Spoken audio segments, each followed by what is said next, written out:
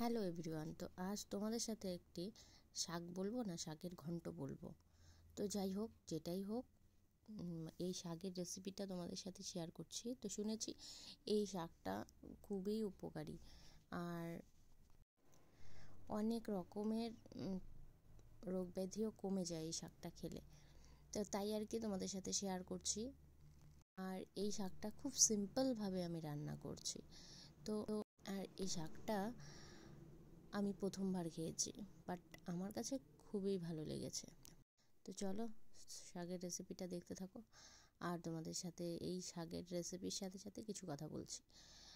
হঠাৎ করেই মা বলল যে, আমার শাশুড়ি মা বলল যে দণ্ডকলসের শাক খেলে নাকি শরীরের ব্যথা কমে যায়।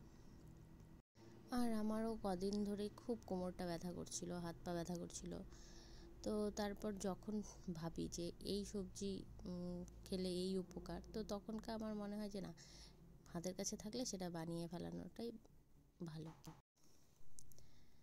তো এই দেখো, মা এই দণ্ডকলসের শাকগুলো নিয়ে এসেছিলো। তো আমি মাকে বলছিলাম যে কীভাবে রান্না করব। তো মা আমাকে বলল যে বেগুন দিয়ে একটু ঘন্ট মতো করো, তো ভালো লাগবে। তো তাই শুনে আমিও তেলের মধ্যে বেগুনগুলো ভেজে নিয়ে তার মধ্যেই শুকনো লঙ্কা পাঁচফোড়ন দিয়ে ঘন্টটা করে ফেললাম। তো এর আগে আমি কোনোদিনও এই শাক খাইনি। দেখেছি আমাদের ওখানেও, আমাদের বাড়ির ওখানেও এই শাক প্রচুর, কিন্তু শুনেছি যে এই শাক দণ্ডকলসের শাক খাওয়া যায়। তো যখনকার মা বলল আর এনেও দিল, তো আমি বললাম যে কীভাবে করব।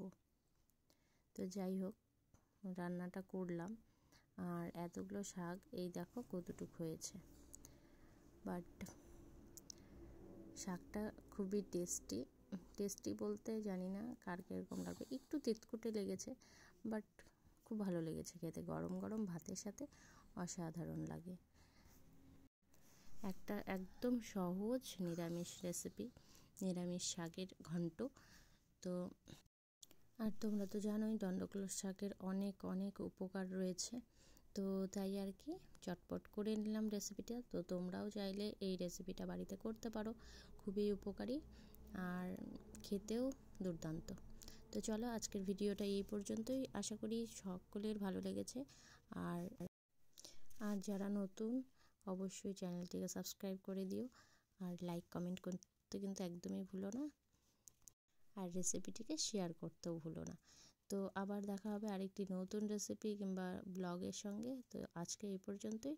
সকলকে টাটা, বাই বাই।